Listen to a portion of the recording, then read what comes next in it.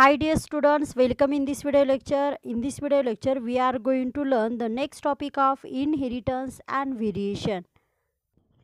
In this video lecture, we focus on the some terminology related to that genetics. आपण last लेक्चरमध्ये पाहिलं होतं. यामध्ये genetics this is the branch of biology which deals with the study of inheritance and variation. Actually Mendel यांनी ज्यावेळेस डिस्कवर केलं त्यावेळेस यामध्ये जो हेरिडिटी आहे, व्हेरिएशन आहे, याचा स्टडी करणारी एक ब्रँच नवीन निघाली and this is the genetics. या जेनेटिक्समध्ये काही टर्मिनॉलॉजीज आहे, यामध्ये काही कन्सेप्ट्स आहे आणि त्या कन्सेप्ट्स आपण यामध्ये समजून घेणार आहोत. तर त्यामध्ये फर्स्ट आहे कॅरेक्टर्स. आता इथे बोर्ड एक्झामला जर क्वेश्चन विचारलं तर 1 मार्क्सला इथे क्वेश्चन विचारला जाऊ शकतो किंवा पुढचा जो टॉपिक आहे ते समजून घेण्यासाठी अगोदर तुम्हाला ह्या कन्सेप्ट क्लिअर करणं गरजेचे. त्यामध्ये पहिला आहे character. Character it is a specific feature of an living organism.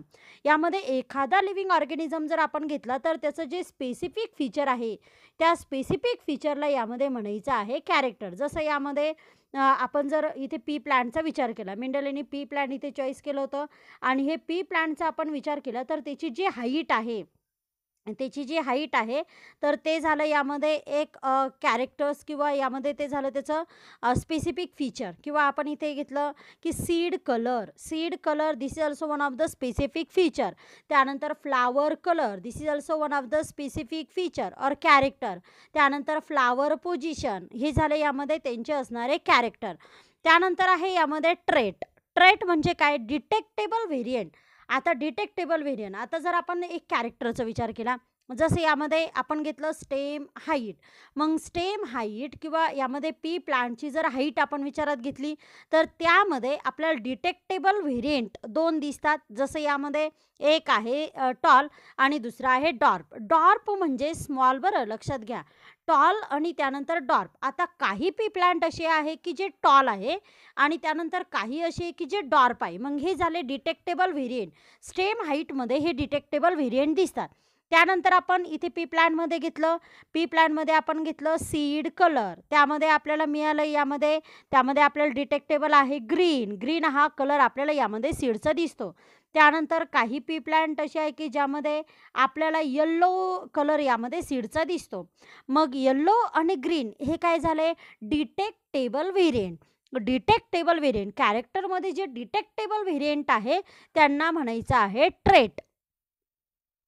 त्यानंतर यामध्ये नेक्स्ट आहे factor, the unit of heredity which explain the Mendel यांनी सांगितलं होतं की someone this are transfer from one generation to another generation. एका पिढीकडून दुसऱ्या पिढीकडे काहीतरी जाते आणि जे जाते त्याला यांनी फॅक्टर म्हणलं होतं. आणि त्या काळामध्ये त्यांनी जे फॅक्टर आहे तर त्याला हेरिडिटी युनिट असं कन्सिडर केलं होतं. मग हेरिडिटी युनिट मेंडल यांनी एक्सप्लेन केलं होतं factor and this transfer from one generation to the another generation, जे एका पिढीकडून दुसऱ्या पिढीकडे जातं. And this factor actually determine the genetic character. हे जे कॅरेक्टर आहे ते डिटरमाइन करणारा यामध्ये फॅक्टर आहे असे त्यांनी यामध्ये सांगितलं होतं. त्यानंतर नेक्स्ट आहे यामध्ये जीन. आता मेंडल यांनी जे फॅक्टर यूज केलं होतं त्याला आज इथे आपण जीन म्हणतो आणि तो जो जीन आहे this are the segment of DNA.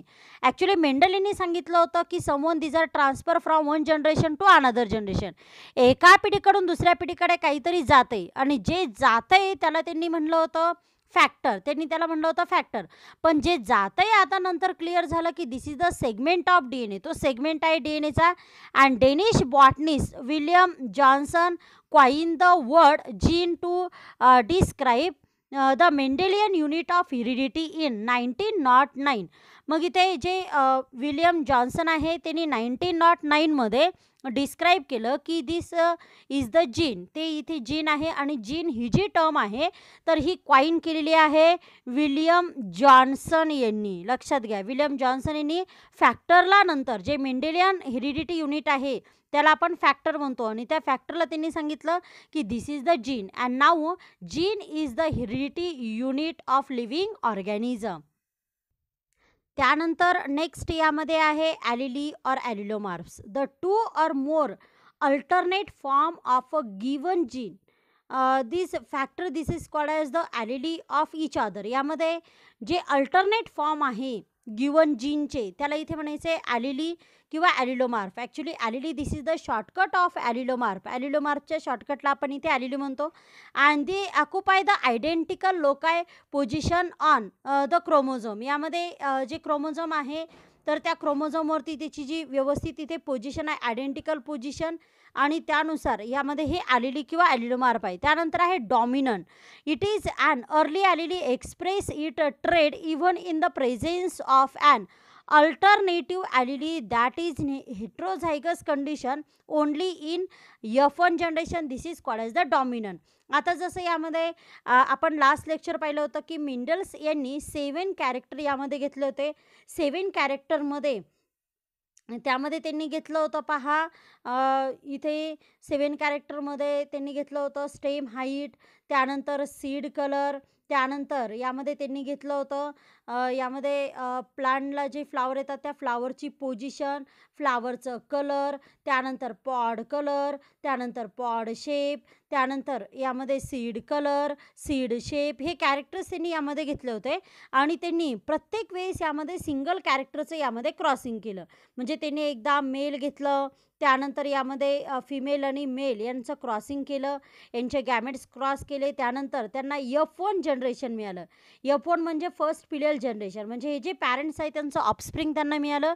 आणि त्या ऑफस्प्रिंगमध्ये त्यांना असं समजलं की जे एक कॅरेक्टर त्यांनी घेतलं होतं किंवा जी ट्रेडची पेअर घेतली होती they are contrasting to each other in which only one these are express. ही एकच यामध्ये एक्सप्रेस होते and this is called as the dominant.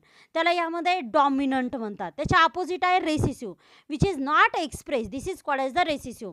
म्हणजे एक एक्सप्रेस होत आहे त्याला म्हणायचे डॉमिनंट आणि जे एक्सप्रेस होत नाही त्याला म्हणायचे रेसिसिव्ह. जसं यामध्ये फॉर एक्झाम्पल त्यांनी एक मेल प्लांट आणि एक फिमेल प्लांट म्हणून घेतलं. त्यामध्ये जे मेल प्लांट आहे समजा टॉल घेतलं आणि फिमेल प्लांट यामध्ये डॉर्फ घेतलं. किंवा यामध्ये अल्टरनेट रेसिप्रोकल देखील यामध्ये केले. रेसिप्रोकल म्हणजे काय की यामध्ये फिमेल त्यांनी एकदा टॉल घेतलं, मेल त्यांनी एकदा डॉर्फ घेतलं. त्यानंतर हे जे 2 प्लांट आहे यांचं क्रॉसिंग केलं. म्हणजे एका झाडाचे पोलन ग्रेन दुसऱ्यावरती टाकले. जे मेल म्हणून घेतलं त्याचे पोलन ग्रेन त्यांनी दुसऱ्या झाडावरती म्हणजे जे कॉन्ट्रास्टिंग ट्रेड आहे जसं यामध्ये समजा हे टॉल आहे तर ह्या टॉलचे पोलन ग्रेन त्यांनी डॉर्फवरती टाकले आणि डॉर्फ ह्या प्लांटवरती पोलन ग्रेन टाकल्यानंतर त्याला सीड आले. ते सीड त्यांनी जमिनीत लावले आणि जमिनीत लावल्यानंतर ते झाड सगळेच्या सगळे त्यांना टॉल मिळाले. म्हणजे यामध्ये जे पॅरेंट्स घेतले होते मेल आणि फिमेल त्यामध्ये तर मात्र 2 ट्रेड घेतले होते. एक घेतलं होतं टॉल आणि एक घेतलं होतं डॉर्फ. पण जे ऑफस्प्रिंग यांचे फॉर्म झाले किंवा जे नवीन प्लांट आले ते सगळेच्या सगळे यामध्ये टॉल होते आणि हे टॉल यामध्ये ट्रेड एक्सप्रेस झाला मग तो झाला डॉमिनंट.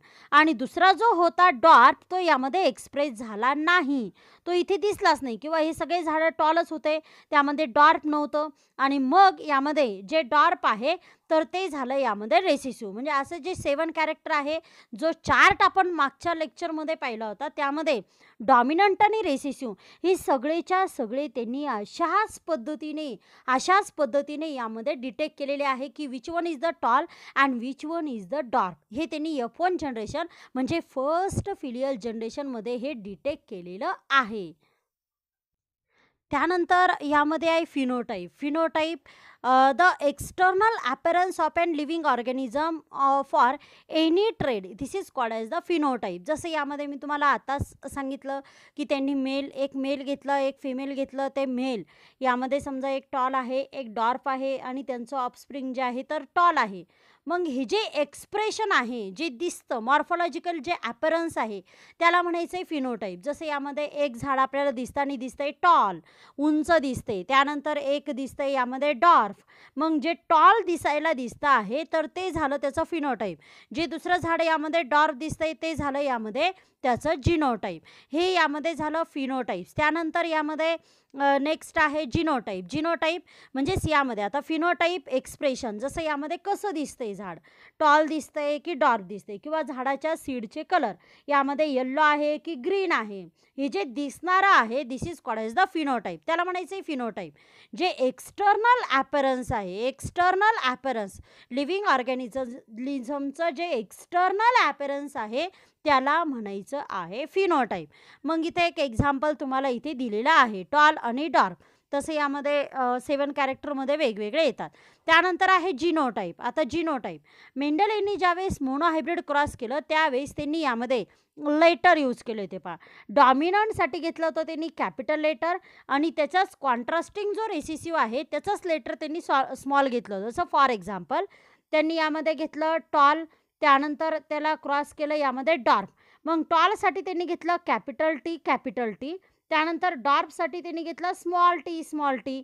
म्हणजे इथे कॅपिटल लेटर यूज केले, त्यानंतर इथे स्मॉल लेटर यूज केले.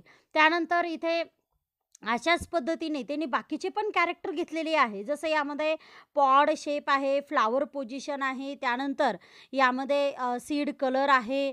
तर यासाठी देखील तशाच पद्धतीने यांनी असे लेटर यामध्ये घेतलेले आहे. आणि त्यानंतर त्यांनी असं केलं की यामध्ये हे आणि हे क्रॉस केलं. मग याचे जे गॅमेट्स तयार होतील, आता इथे ही झाली डिप्लॉइड सेल. आता त्यांनी हे सांगितलं होतं की त्यांनी जे फॅक्टर यूज केले होते त्याची यामध्ये पेअर, लेटरची पेअर त्यांनी घेतली होती. लेटरचा यूज करून त्यांनी फॅक्टर डिनोट केले होते की हे लेटर म्हणजे यामध्ये फॅक्टर आहे. आणि त्यामध्ये त्यांनी सांगितलं होतं की ज्यावेळेस गॅमेट एकत्र येतात, मग गॅमेटमध्ये फक्त एकच टी असेल, इकडच्या गॅमेटमध्ये इकडे एकच टी असेल, आणि हे ज्यावेळेस एकत्र येतील तर ऑफस्प्रिंग जे आहे त्यामध्ये एक असणार आहे कॅपिटल टी स्मॉल टी. मग हा झाला यामध्ये त्याच्यामध्ये असणारा जिनोटाइप. म्हणजे त्यांनी यामध्ये लेटरचं यूज करून जे फॅक्टर आहे ते यामध्ये डिटेक्ट केले होते, आणि कोणत्याही फॅक्टर त्या एक्सप्रेशनमध्ये येतात त्याला इथे म्हणायचं जिनोटाइप. जसं यामध्ये कॅपिटल टी हे यामध्ये टॉल दाखवतं. टॉल जे दिसतंय झाड ते झालं फिनोटाइप, पण त्याच्यामध्ये असणारे जिनोटाइप हे लेटरने यामध्ये यूज केले होते. कॅपिटल टी ते झालं यामध्ये जिनोटाइप. त्यानंतर स्मॉल टी हे झालं जिनोटाइप. त्यानंतर कॅपिटल टी स्मॉल टी हे झालं यामध्ये जिनोटाइप. त्यानंतर नेक्स्ट आहे होमोझायगस. होमोझायगस म्हणजे सिमिलर. आता इथे कॅपिटल टी दोन्ही टी सारखे, म्हणजे हे झाले यामध्ये होमोझायगस कंडिशन. म्हणजे जे फॅक्टर त्यांनी यूज केले होते त्यामध्ये ज्या ॲलिलीज होत्या, फॅक्टरचे 2 ॲलिलीज एकमेकांना अल्टरनेट, ह्या दोन्ही ॲलिलीज जर सिमिलर असेल, ही कॅपिटल टी पहा त्यांनी फॅक्टर ॲलिलीज ह्या लेटरने यूज केल्या होत्या, आणि जे दोन्ही सारख्या ॲलिलीज आहे त्याला म्हणायचं आहे homozygous. Identical that means the similar alleles. Small t this is also the homozygous. त्यानंतर यामध्ये त्यांनी सीडचा शेप पण घेतला होता. पहा, राऊंड, आणि त्यानंतर यामध्ये रिंकल. राऊंडसाठी त्यांनी यूज केलं होतं आर. मग कॅपिटल आर दोन्ही आर सारखे सोबत असेल तर त्याला म्हणायचे होमोझायगस कंडिशन. त्यानंतर स्मॉल आर सेम लेटर आहे, पेअर आहे, त्याला म्हणायचे होमोझायगस कंडिशन. आणि जर हे लेटर वेगवेगळे असेल, म्हणजेच यामध्ये आलेली वेगवेगळं असेल, मग एक डॉमिनंटची आलेली असेल, एक रेसिसिव्हची आलेली असेल, तर त्यावेळेस ती झाली हेट्रोझायगस कंडिशन, आणि ती यामध्ये वेगळ्या लेटरने यामध्ये यूज केली जाते. जसं यामध्ये आपण पाहिलं की इथे कॅपिटल टी स्मॉल टी, तसंच यामध्ये जर कॅपिटल टी आणि स्मॉल टी सोबत असेल तर त्यावेळेस यामध्ये त्याला आपण म्हणणार आहे हेट्रोझायगस कंडिशन. कॅपिटल टी आणि स्मॉल टी, आता याचं एक्सप्रेशन टॉल असेल, पण इथे एक जे आलेली आहे ती टॉलची आहे आणि दुसरी आलेली डॉर्फची आहे, मग ही झाली हेट्रोझायगस कंडिशन. त्यानंतर आपण सीडचा शेप घेतला तर कॅपिटल आर आणि स्मॉल आर, ही आलेली कॅपिटल आर ही डॉमिनंटची आहे, स्मॉल आर ही यामध्ये रेसिसिव्हची आहे, पण ह्या दोन्ही आलेली सोबत असेल तर this is called as the heterozygous condition. आणि in heterozygous condition the phenotype which is express this is called as the dominant. आता इथे कॅपिटल टी स्मॉल टी सोबत असेल तर हे झाड टॉल दिसेल. म्हणजे हेट्रोझायगस कंडिशनला जे दिसतं एक्सप्रेशन होतं ते यामध्ये डॉमिनंट असतं, हे देखील यामध्ये लक्षात घ्यायचं आहे. त्यानंतर आहे प्युअर लाईन म्हणजे काय? An individual or a group of individual which having the homozygous or true breeding for one or more trait, this is called as the pure line. मग इथे जर होमोझायगस कंडिशन असेल, कोणताही ट्रेड असू द्या आणि इंडिव्हिज्युअल असू द्या, एकच लिव्हिंग ऑर्गॅनिझम किंवा यामध्ये लिव्हिंग ऑर्गॅनिझमचा ग्रुप, पण त्याच्यामध्ये जी होमोझायगसिटी आहे ती कंटिन्युअस दिसते. जसं यामध्ये आपण टॉल प्लांट घेतलं, त्या टॉल प्लांटमध्ये ॲलिलीज आहे दोन्ही सेम, त्यानंतर ह्या टॉल प्लांटचे जे सीड आहे ते आपण जमिनीत लावले आणि त्यामध्ये पण यामध्ये दोन्ही आलेली सेम आहे. तर ते झालं यामध्ये प्युअर लाईन किंवा याचं सीड आपण घेतलं त्यामध्ये पण आपल्याला सेम सेम आलेली दिसते. मग यामध्ये डॉमिनंट असेल किंवा रेसेसिव्ह असेल, कोणतंही ट्रेड घ्या, पण त्यामध्ये ही होमोझायगोसिटी आपल्याला दिसते आणि त्याला म्हणायचं आहे प्युअर लाईन. म्हणजे तो जो ट्रेड आहे तर तो प्युअर आहे, कारण त्यामध्ये जिनोटाइप यामध्ये सेम आहे. आणि असं जर कंडिशन असेल तर त्याला म्हणायचं आहे यामध्ये प्युअर लाईन. मग ॲनिमलमध्ये असेल किंवा प्लांटमध्ये असेल, पण ह्या चॅप्टरमध्ये आपण विचार करतोय प्लांटचा आणि त्यामुळे इथे आपण प्लांटवरती फोकस करतोय. चला तर मग त्यानंतर आपल्याला पाहिजे एक्झाम्पल ऑफ मोनोहायब्रिड. पण मोनोहायब्रिड पाहण्याच्या अगोदर डेफिनेशन लक्षात घेऊ आपण. By the crossing of two pure parents. Two pure parents, मग समजा आपण एक घेतलं टॉल, त्यानंतर दुसरं घेतलं यामध्ये डॉर्फ. हे जे दोन पॅरेंट्स आहे यामध्ये एक असेल मेल, दुसरं असेल फिमेल. मेल आणि फिमेल कसं घेतात पहा. यामध्ये जे मेल प्लांट आपल्याला घ्यायचे तर त्याचं जे फ्लावर आहे त्याचे पोलन ग्रेन यामध्ये यूज करावं लागतात आणि एक घ्यायचे यामध्ये फिमेल प्लांट. आता जे फिमेल प्लांट आहे तर त्या फिमेल प्लांटच्या स्टिग्मावरती ते टाकायचे. आता मेंडेलेने एक्सपेरिमेंट केला होता पी प्लांटवरती आणि पी प्लांटमध्ये नॅचरली सेल्फ पॉलिनेशन होतं आणि त्यामुळे त्यांनी यामध्ये इमॅस्क्युलेशन केलं होतं. इमॅस्क्युलेशन म्हणजे काय, डेफिनेशन पहा. Removal of anther or stamen before anthesis. म्हणजे अँथर ब्रेक होऊन त्यातून पोलन ग्रेन बाहेर येण्याच्या अगोदर तो स्टेमन किंवा अँथर रिमूव्ह केला जातो आणि त्या फ्लावरमध्ये फक्त कार्पेल ठेवलं जातं. त्यावेळेस यामध्ये ते फ्लावर बनतं, फिमेल फ्लावर, आणि त्यांनी ह्या फिमेल फ्लावरवरती पोलन ग्रेन टाकले. मग त्यामध्ये त्यांनी असे काही प्लांट लावले की जे प्युअर टॉल आहे. प्युअर टॉल आहे म्हणजे यामध्ये दोन्ही ज्या आलेलीज आहेत त्या सेम आहे. त्यानंतर प्युअर डॉर्फ आहे, दोन्ही आलेली सेम आहे. तर यामध्ये एक घेतलं मेल, एक घेतलं फिमेल आणि मेलचे जे घेतलं तर त्याचे पोलन ग्रेन फिमेल प्लांटवरती टाकले. त्यानंतर फिमेल प्लांटला सीड आले आणि ते सीड त्यांनी जमिनीत लावले. त्यावेळेस त्यांनी असं ऑब्झर्व केलं की त्यामध्ये एकच ट्रेड एक्सप्रेस झालेला आहे आणि जो एक्सप्रेस झाला त्याला म्हणलं डॉमिनंट आणि जे एक्सप्रेस झाला नाही त्याला म्हणायचं रेसिसिव्ह. मग आता घेताना त्यांनी एक एक कॅरेक्टरचा विचार केला and this is called as the monohybrid. Monohybrid म्हणजे सिंगल, मोनो म्हणजे यामध्ये सिंगल आणि हायब्रिड. आता जे ऑफस्प्रिंग मिळालं तर यामध्ये एक होती आलेली टॉलची, एक होती डॉर्फची, म्हणजे यामध्ये मिक्सिंग आहे की नाही, म्हणून त्याला इथे म्हणायचं आहे हायब्रिड. आणि हे जे जनरेशन आहे याला म्हणायचं आहे F1 जनरेशन, म्हणजे first filial generation. And in which the two parent when these are cross, the two pure parent when cross which produce the offspring, and this is called as the F1 generation. And in this F1 generation we get the only one expression of phenotype. एकच phenotype मिळालं, दुसरं मिळालं नाही. म्हणजे tall आणि dwarf जर घेतलं तर यामध्ये जे ऑफस्प्रिंग आहे ते सगळेच्या सगळे टॉल. F1 मध्ये ऑल F1 मध्ये टॉल असतात, लक्षात घ्या. आणि इथे F1 मध्ये ऑल टॉल आहेत, म्हणजेच यामध्ये टॉल हे जे एक्सप्रेशन आहे ते झालं डॉमिनंट आणि डॉर्फ हे इथे दिसत नाही आहे, डॉर्फ एक्सप्रेसच होत नाही म्हणून ते झालं यामध्ये रेसेसिव्ह. आणि इथे कॅपिटल टी स्मॉल टी आहे कारण यामध्ये टॉलची एक आलेली आहे, डॉर्फची एक आलेली आहे आणि ही जी कंडिशन आहे his is called as the heterozygous condition, कारण दोन वेगवेगळ्या आलेलीज यामध्ये आहे. आणि जे हेट्रोझायगस कंडिशनला एक्सप्रेस होतं त्याला म्हणायचं आहे डॉमिनंट. मग इथे टॉल काय झाला, डॉमिनंट, कारण ह्या कंडिशनला पण यामध्ये टॉल एक्सप्रेस होतोय.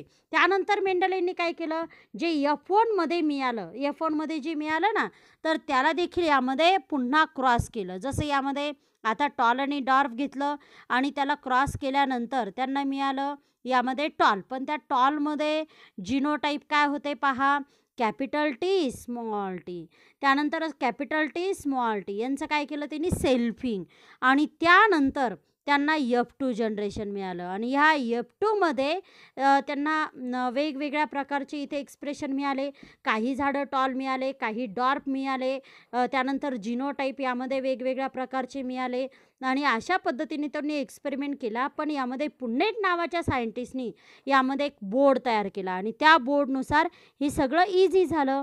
जसं यामध्ये हे जे गॅमेट आहे ते लिहिण्यासाठी यामध्ये इझी असा जो बोर्ड आहे तर तो यांनी यामध्ये तयार केला. आणि त्यानुसार यामध्ये इथे त्याचे कॅरेक्टर यामध्ये शो केले. त्यानंतर आता आपल्याला पाहायचं आहे होमोझायगस क्रोमोझोम. होमोझायगस क्रोमोझोम म्हणजे काय? तर morphologically, genetically, structurally these are identical chromosome that is the similar chromosome present in the diploid cell. आता सेलच्या 2 प्रकार असतात, डिप्लॉइड सेल आणि हॅप्लॉइड सेल. डिप्लॉइड सेलमध्ये क्रोमोझोमच्या पेअर असतात आणि जे 2 chromosome genetically, morphologically, structurally same म्हणजे आकाराने असेल, जीननुसार असेल, जे 2 सेम क्रोमोझोम आहे त्यांना म्हणायचं इथे homologous chromosome. And such chromosome synapse during the meiosis. मग ज्यावेळेस यामध्ये ह्या लिव्हिंग ऑर्गॅनिझममध्ये ज्यावेळेस सेक्शुअल रिप्रोडक्शन होतं त्यावेळेस मिओसिस सेल डिव्हिजन होतं आणि मिओसिसमध्ये 2 स्टेज होतात, मिओसिस फर्स्ट आणि मिओसिस सेकंड. हे तुम्ही 11thला एका चॅप्टरमध्ये पाहिलं आहे. मग मिओसिस फर्स्टमध्ये प्रोफेज फर्स्ट होते आणि त्यामध्ये सिनॅप्स फॉर्म होतात. सिनॅप्स म्हणजे काय? हे होमोलॉगस क्रोमोझोम यामध्ये पियर फॉर्म करतात. पियर म्हणजे काय? जोडी तयार करतात and this is called as the synapse formation. त्याला इथे सिनॅप्स फॉर्मेशन म्हणतात. मग हे होमोलॉगस क्रोमोझोम आपल्यामध्ये देखील असतात. मग आपल्यामध्ये एक सेट क्रोमोझोमचा असतो मॅटर्नल, एक असतो पॅटर्नल. म्हणजे एक आपल्या आईकडून येतो, एक वडिलांकडून येतो आणि त्यानंतर आपल्यामध्ये ज्यावेळेस गॅमेट फॉर्मेशन होतं त्यावेळेस हे इथे सिनॅप्स फॉर्मेशन देखील करत असतात. प्लांटमध्ये देखील तसंच होतं आणि इथे सिनॅप्स फॉर्मेशन, पियर फॉर्मेशन करतात आणि ती कशी फॉर्म करतात हे ऑलरेडी तुम्हाला 11thला एका चॅप्टरमध्ये झालेलं आहे, सेल डिव्हिजन. चला तर मग आपण नेक्स्ट व्हिडिओ लेक्चरमध्ये पाहणार आहोत मोनोहायब्रिड क्रॉसचं एक्झाम्पल.